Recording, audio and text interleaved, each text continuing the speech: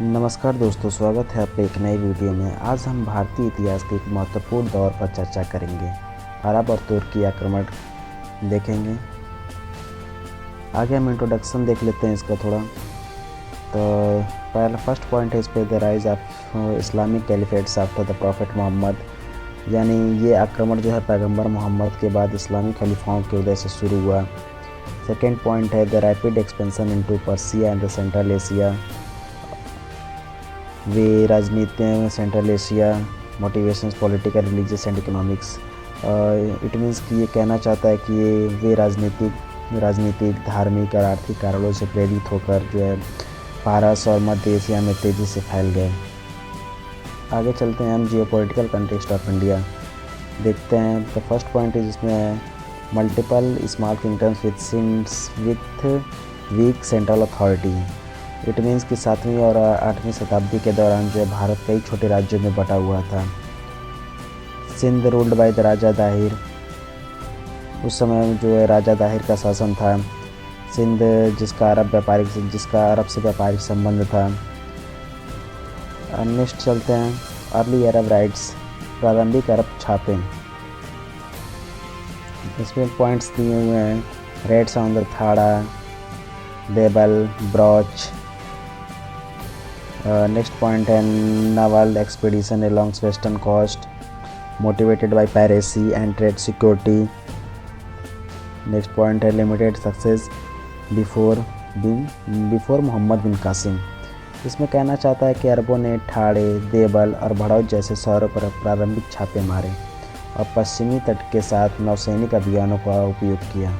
इनका मुख्य उद्देश्य जो था समुद्री डकैती करना और नियंत्रित करना और व्यापार को सुरक्षित करना था। और मोहम्मद बिन कासिम के अभियान से पहले उनकी सफलता सीमित थी। नेक्स्ट अगले पॉइंट पर चलते हैं हम लोग मोहम्मद बिन कासिम का कॉन्क्वेस्ट। मोहम्मद बिन कासिम सिंध की विजय देखते हैं।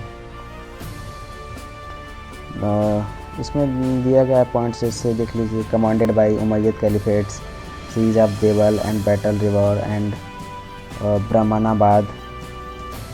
उमैयद खलीफा जो कहना चाहते हैं कि उमैयद खलीफा द्वारा कमान, देवल की घेराबंदी और रावण द्वारा ब्राह्मणवाद की लड़ाई।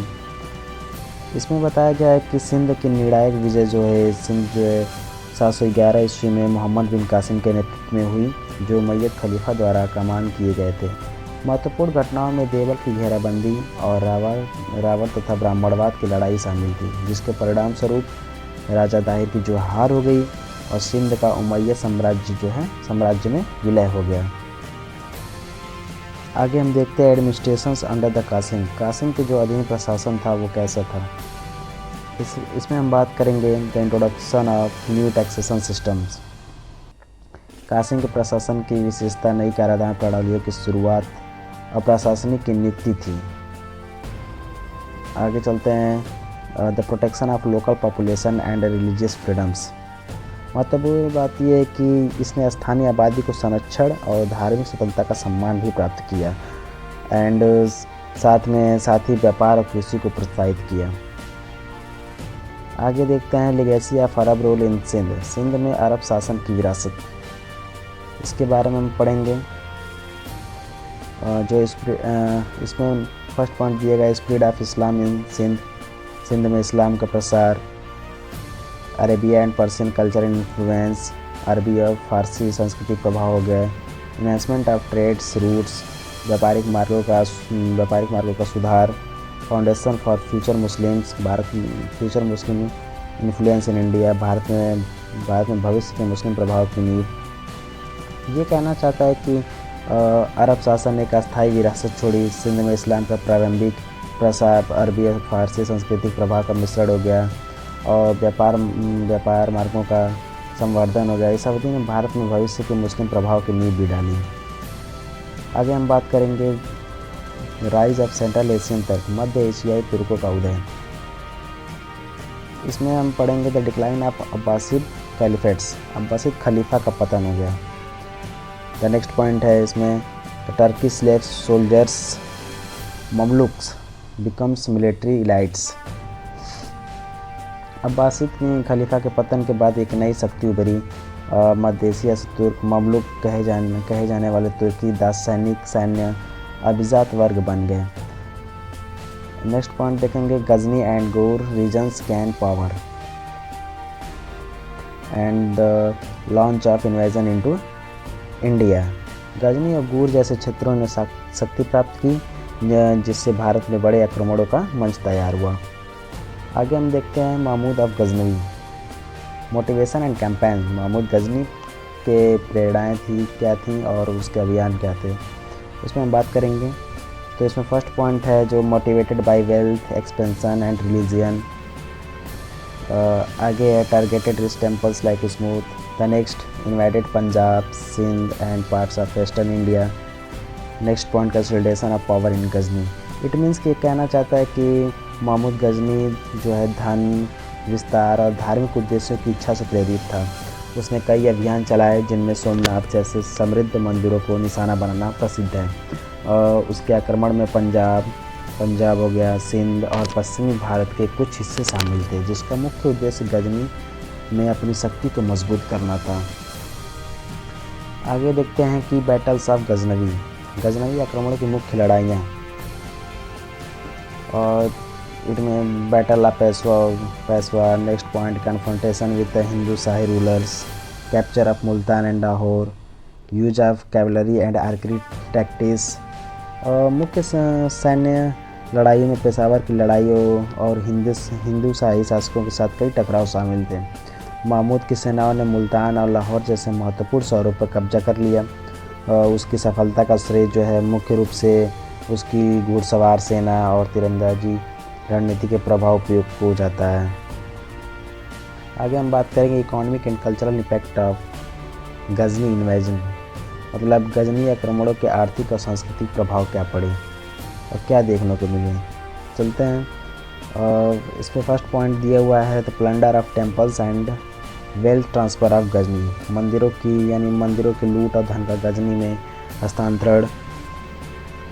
नेक्स्ट है introduction of Persian culture and administrations, फारसी संस्कृति और प्रशासन का परिचय हो गया। Spread of Islam in northern India, north India में स्प्रेड का इस्लाम का जो है बहुत ही स्प्रेड होने लगा। इनकरेजमेंट ऑफ ट्रेड्स रूट्स, व्यापार मार्गों को प्रोत्साहन मिला।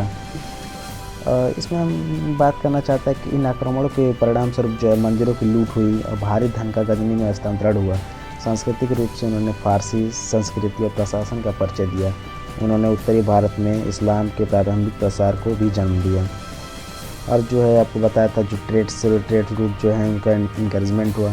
ये सब पॉइंट देखने को मिलते हैं। आगे हम बात करेंगे गजनवी का पतन कैसे हुआ, द डिक्लाइन ऑफ गजनवीज, उनके पतन कैसे हुआ। तो इसमें हम बात करेंगे इसका मेन पॉइंट्स जो थे इंटरनल सक्सेशन डिस्प्यूट, आंतरिक उत्तराधिकारी विवाद था कि कौन उत्तराधिकारी बनेगा कौन नहीं बनेगा। इसकी वजह से ये बहुत मुख्य कारण था उनके पतन का। नेक्स्ट है the rise of Ghurid from the Ghor region, गौर क्षेत्र से गोरियों का उदय हो गया। फिर shift the focus from India to Central Asia. And next one is set the stage of Ghori invasion. इसके कहने का मतलब है कि गजनवी जो है शक्ति अंततः आंतरिक उत्तराधिकारी विवादों के कारण कमज़ोर हो गई।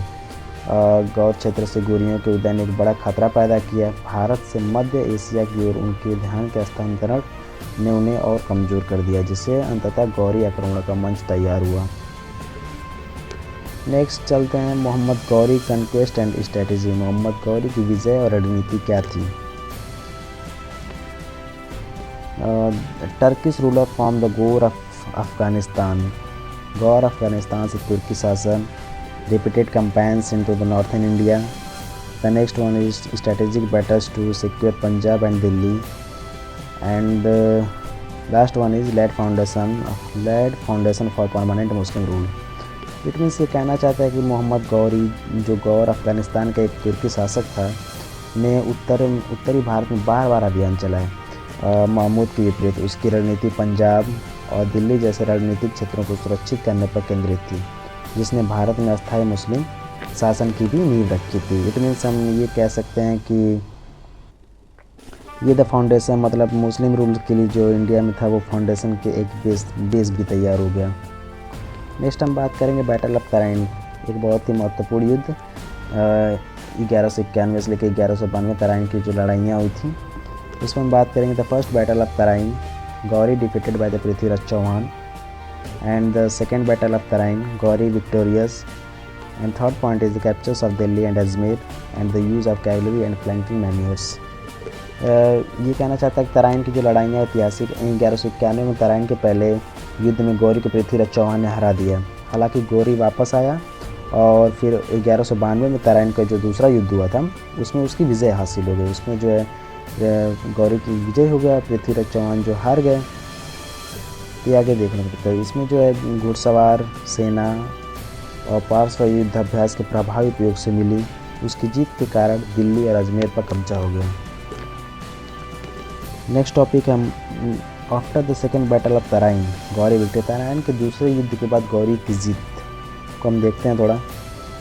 तो इसमें देखने मिलता है कि Mohammad Ghori defeated Prithviraj Chauhan in the second battle of Tarain. The next point is this was the decisive turning point in his campaign in the northern India. The next is the Gauri gained control of key territories like Delhi and Ajmer. He began appointing loyal Turkish and Afghan commanders to build a provisional administration. It means ये कहना चाहता है कि तराइन के दूसरे युद्ध में पृथ्वीराज चौहान की पर गौरी की जीत एक निर्णायक मोड़ था जिसने उसे दिल्ली और अजमेर जैसे क्षेत्रों पर जो है कंट्रोल दे दिया। इसके बाद जो उसने अपनी पकड़ मजबूत करने के लिए एक एक कह सकते हैं कि अनंतिम प्रशासन स्थापित करने तो वफादार तुर्की और अफगान कमांडरों को नियुक्त किया है उसने। आगे हम बात करेंगे तो social culture and economic impact post Tarain. Tarain के बाद सामाजिक सांस्कृतिक और आर्थिक प्रभाव क्या पड़े। तो आप सभी को पता होगा कि इट मीन्स हम कह सकते हैं कि spread of Islamic culture and Persian in newly control regions, नए नियंत्रित क्षेत्रों में इस्लामी संस्कृति और फारसी भाषा का वो हुआ प्रसार हुआ। The next point is establishment of Sufi centres and Islamic education institution. Next introduction of land revenue system and taxation to stabilise Ghori rules. The next point is encouragement of trades and agriculture under a more stable political order. The next point is the second battle of Tarain acted as a political precursor for a permanent Muslim rule in India. Tarain की जीत ने बड़े बदलाव की शुरुआत जो की इस्लामी संस्कृति और फारसी उर्दू भाषा का प्रसार हुआ, सूफी केंद्रों की स्थापना हो गई। आर्थिक रूप से गौरी के शासन को स्थिर करने के लिए भूमि राजस्व और कराधान प्रणाली शुरू की गई। इम्पोर्टेंट जैसे देखेंगे तराइन का जो दूसरा युद्ध भारत में एक अस्थायी मुस्लिम शासन स्थापना के लिए एक राजनीतिक अग्रदूत के रूप में भी इसने कार्य किया। तो साथियों ये था आज का हमारा टॉपिक। अगर आपको वीडियो पसंद आया होगा तो वीडियो को लाइक और चैनल को सब्सक्राइब करना ना भूलिए। धन्यवाद।